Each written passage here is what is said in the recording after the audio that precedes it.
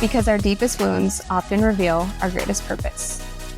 Welcome to the Court of Connection. Your host, Danielle Cobb here, and I am so excited to be here with you today. It is the end of the year.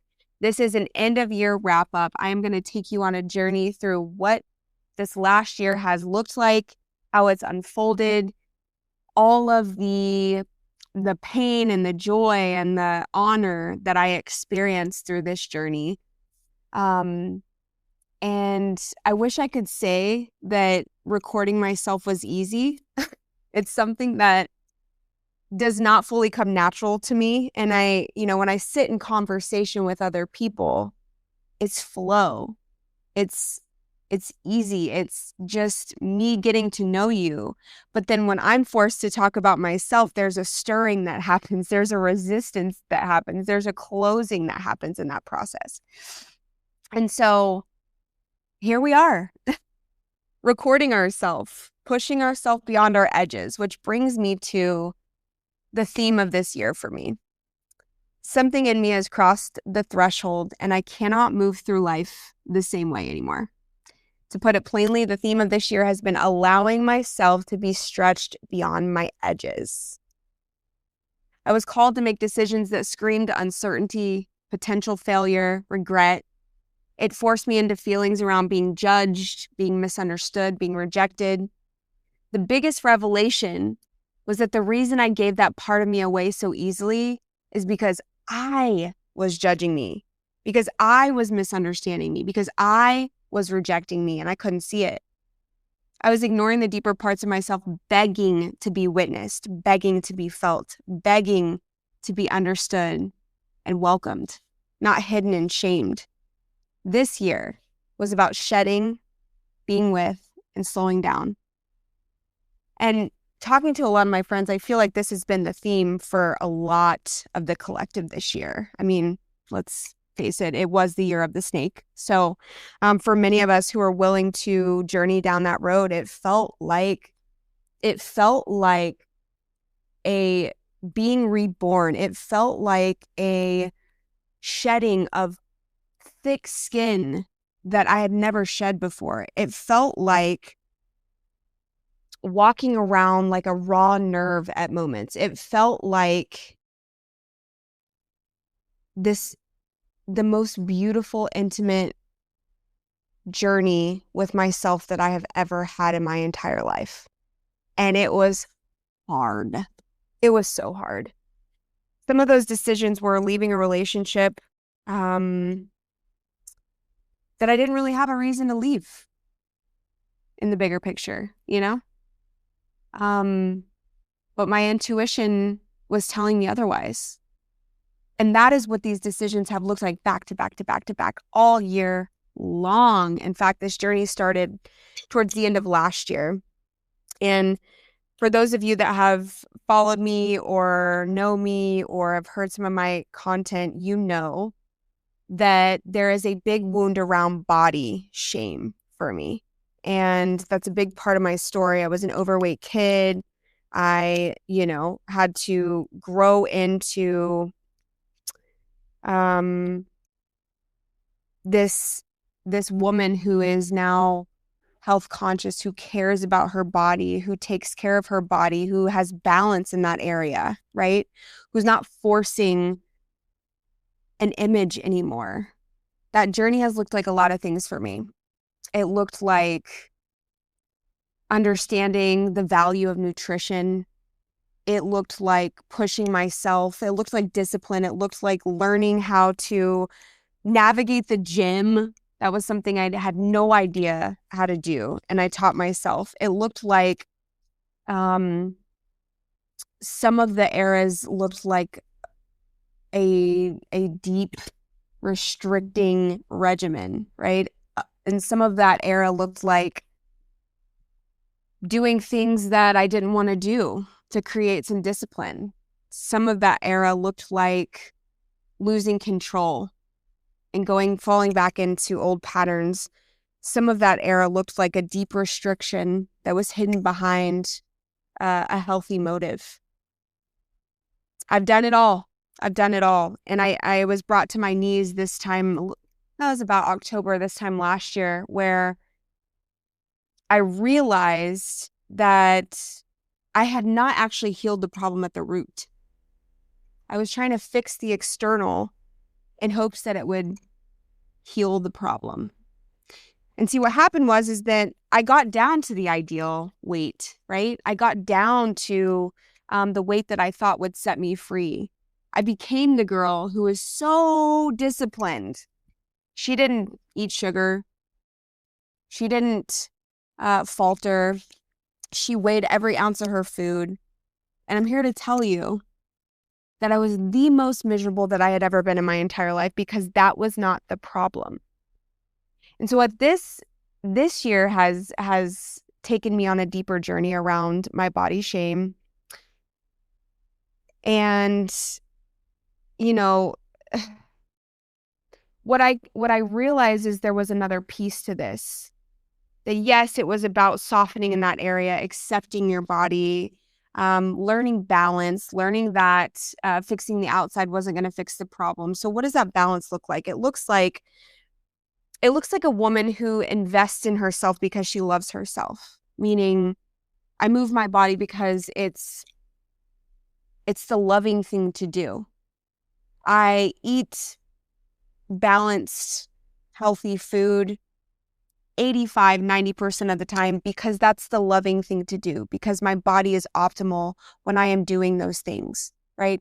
Not from a place of force, not from a place of you must do this or else you're a piece of shit, right? Not out of the fear of gaining weight, right? Because that was what drove me for so long. Was I never wanted to go back to that girl. I never wanted to feel what that girl felt.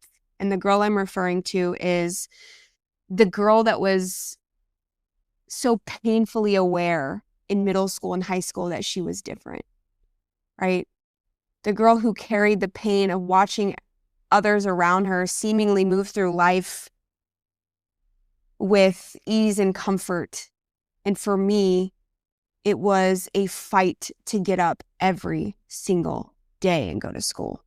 It was a fight to find clothes that fit my body. It was a fight to just be okay in the skin that I was in.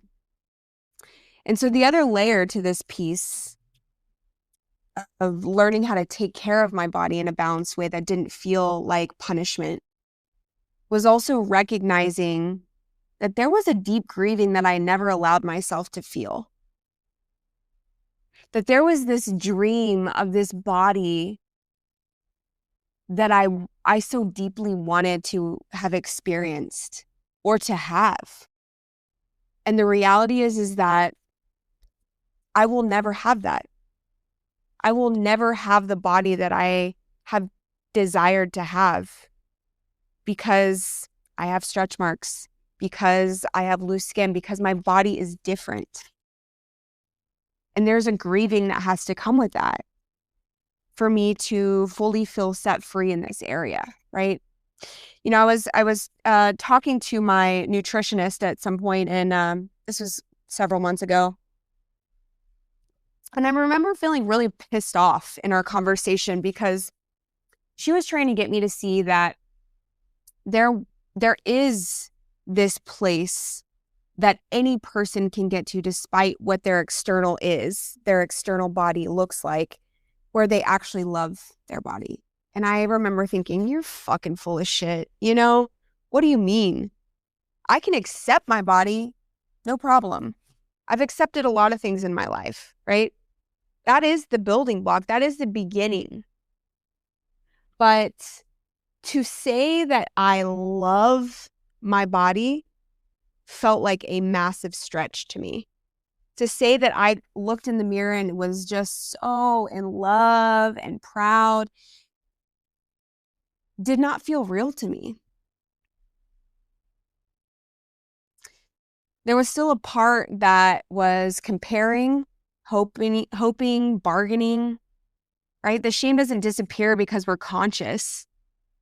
The shame doesn't disappear because I'm accepting of the body, right? Of my body. It's what we're willing to do. leaning into the darkness, leaning into the pain that I feel around that, the girl that never gets to experience that, right? Being able to trust myself in that darkness, being willing to be with it, right? And in that space has begun to create some movement, some energetic movement, some, oh, maybe this is possible. Maybe it's about allowing myself to be seen in this. And that's where I find the love in it. I've been so deeply afraid of that, to be fully seen in that. And I hide behind this, what I think a lot of people would call a very confident woman, right? And I am to some degree. But there's also still this piece of me that has just been patiently waiting to be felt, to be experienced, to be witnessed in, this shadow part that has kept me stuck in a lot of ways. And, a very dear friend of mine helped me see that the way that I have healed my relationship with drugs and alcohol, the way that I can speak about it with freedom that is so authentic and real, I have zero problem telling you that I was a meth addict, that I was in some fucking sordid places, that I was doing some really shitty shit, I have no problem telling you that. In fact, it's kind of funny. There's a lightness about it. There's no shame attached to that.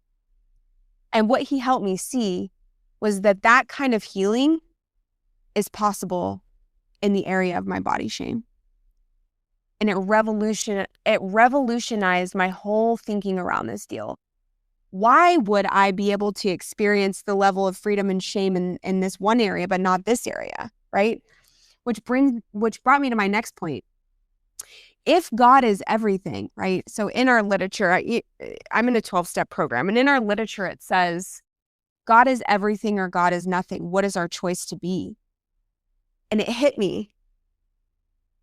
God is everything, meaning God is in the depths of the pain. He's in the rejection. He's in the indecision. He's in all of those things too. Either God is or is not. God can't just be in the light, fluffy things. God can't just be in the miracles. God is all of it, right? And that is what it means to fully accept the human experience. That is what it means to fully lean in. And so, this experience last year catapulted me into a deeper connection with myself, which led me into the beginning of the year. There was a stirring happening in me. There was, simultaneously moving through the discomfort of going through some body changes as I started to go on this journey from restriction to balance. And, all the professionals in my corner and the people I love were telling me to trust the process. And I remember waking up with just getting ready for the day and having full-on panic attacks on my bedroom floor, getting ready for the day, getting dressed and just being like, I can't do this. I cannot do this. And that was the beginning of a deep holding of myself, where I started to create this container, this safety container for myself, where I started to change and shape the way that I viewed being in the depths of myself. It created this level of safety that it's just me. Nobody's coming for me. Nobody is going to be able to walk me through that experience. It's just me and me alone, right? Obviously with the support of God, which is in me. I'm an extension of Source. And so that experience and the pain around that experience catapulted me into a journey of listening to my intuition on a level that I never had before. Beyond leaving the relationship, which, in and of itself was such a teacher, I realized how much abandoning I did to myself and how much I took care of others' needs before my own, and how I was so available for everyone else in the world, but I didn't turn that availability inward. And that led to the next intuitive nudge, which was, I was a woman for the last several years in my recovery community who had her hands in everything. I was on committees. I was a part of area. I was involved in my home group. I was I showed up to every event. And all of those things are great. There's nothing wrong with that. It's part of the fellowship. But I was being called into a space of being quiet, not needing to be seen, not needing you to understand that process for me either. And with that created a lot of pain, a lot of pain. It was the next ego death for me, was reshaping my identity with myself, being willing to go behind the scenes where I couldn't extract value from being available and needed and just porous in that way. Not being seen, And with that came a lot of probably confusion for people. A confusion I was willing to be okay with, right? I had people say, "Where are you? Are you okay?" Right? It's so interesting that the minute somebody steps behind, it's, "Are you okay?" And I get that. And why does it always have to be a negative thing? Why does that have to be Danielle's not okay? Right? And I'm guilty. I'm guilty of that. I'm just saying this out loud out of curiosity, right? Why do we do that? Why do we assume the worst when somebody, quote, disappears? So this experience took me from being a woman who found her value in what I could offer and what I could be for others, to simply that I am worthy because I exist. And there's nothing I need to do to achieve that, to be that, to embody that. I just am. I just am. So this brings me to my next point. For a long time, being seen meant being corrected or guided or helped. And I've been on the other end of that for the majority of my life. I've been on both ends of that coin, where somebody comes to you with an issue or a problem, and your immediate reaction is to fix it, right? Is to help it, is to guide it, correct it. And lately, I've been experiencing something new. I can share something tender, something heavy, and nothing needs to happen next. No advice, no reframing, no urgency to make it better, just presence. Just presence. And I tear up thinking about that experience, because to be seen on that level, to be held in that space with a presence that's not trying to change, fix, that doesn't feel threatened by those parts of you, feels like coming home. I can feel my body soften instead of brace. This requires the other person to have gone beyond the edges of themselves as well. This asks that the other person be able to hold my experience without taking it on or being swept away in my big feelings. And that was a huge recognition for me. It was a huge mirror moment for me, because, again, I was that. I was a person who easily got swept away in someone else's experience. That because of my own discomfort, my own inability to hold myself in those spaces, I then in turn could not hold you in those spaces. It takes me back to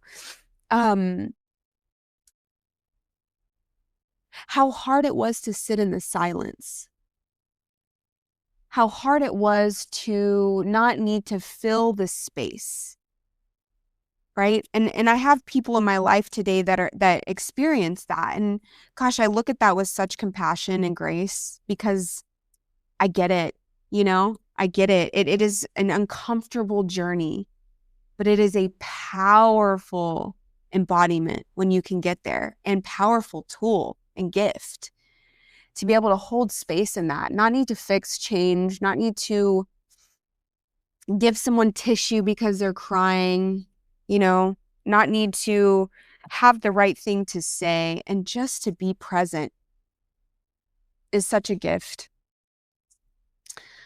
This year has been my journey of a lifetime. The amount of shedding that I've done, the amount of transmuting and alchemizing that I have done in this past year feels like 10 years of work in and of itself. There were moments I was walking around feeling so dysregulated, but not in the typical sense. It was just like my mind had not caught up to the spiritual upgrade that had taken place. My mind was still operating in this old way of thinking and being, and my body and my everything else was just trying to catch up. And it was like, man, it felt like it felt like a glitch in the system, It felt like a glitch in me where, there was a period of time where I just couldn't even be around people. It was way too much to be in those spaces. And I really honored that, I have some really exciting things coming up in this next year that I can't really talk about yet. I'll save that for another episode. But some big, exciting things happening that I feel so ready for. That I am, this practice of these last, really more intensely the last 6 months of embodying the woman who can hold these things that are coming, right? Where I feel so grounded in that I am ready for what's next. And a lot of what's next is unknown to me, but I feel it on a cellular level. I can feel the stirring happening. I can feel the invitation, and I'm so excited. So I'm going to leave you with this. The identity that I am leaving behind in 2025. I was often the one holding space for everyone else's emotions while quietly setting mine aside. I could sense what everyone needed before they said it, but I didn't ask myself what I needed. I didn't break down because I didn't trust that someone else could hold me if I did. I kept moving, solving, fixing because slowing down felt more dangerous than exhaustion. I was proud of being the reliable one, the capable one, the person people could always count on. I said yes before checking in with my body, my time, or my capacity. I confused being needed with being valued. And I believed that rest needed to be earned. That is the version of myself that I am leaving behind this year. This episode is not just about me and my year-end wrap. It's a mirror. And I invite you to ask yourself, where are you still bracing?